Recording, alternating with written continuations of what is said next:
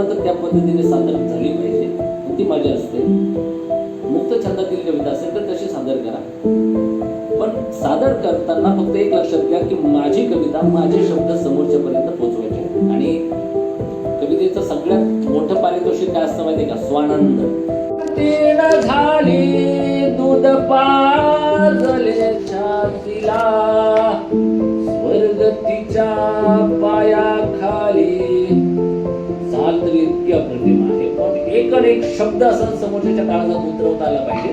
आणि ते आता मी या 23 वर्षानंतर अजूनही स्वतःला सांगतो की मला शिकायचं आहे, मी शिकतोय. आणि हाच संदेश मी तुम्हाला देतो की आपल्याला खूप शिकायचं आहे. त्यामुळे तुम्हाला सादरीकरणासाठी शुभेच्छा.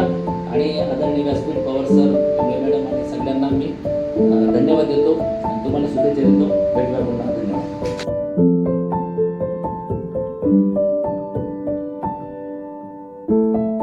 सर्वप्रथम सगळ्यात आधी परीक्षकांनी त्यांच्या आयुष्यात घडलेले अनुभव सांगितले व त्यांनी आपल्याला गायडन्स केलं.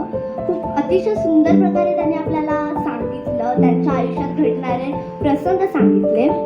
आणि सगळ्यांचेच आभार करते. कोणी बेटीवरून घेतलं, कोणी आई बाबावरून घेतलं ना, तर सरांचं उदाहरण घेणार. सरांनी खूप बोललं, म्हणजे खूप छान त्यांनी मांडणी केली. आणि सरांनी सांगितलं ना बाबावरून, तर असं वाटलं की त्याचवर माझेच पप्पा होते. किती जेव्हा ती कष्ट करतात ते सगळं दिसायचं. त्याने त्यांच्या डोळ्यातलं पाणी ते कधीच दाखवत नाही.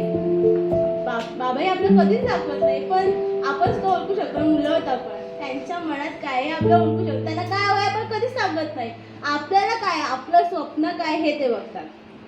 ते मला खूप आवडलं. आणि बद्दल बोलेन, केवढं सुंदर, म्हणजे मी सरांना ओळखत पण नव्हते.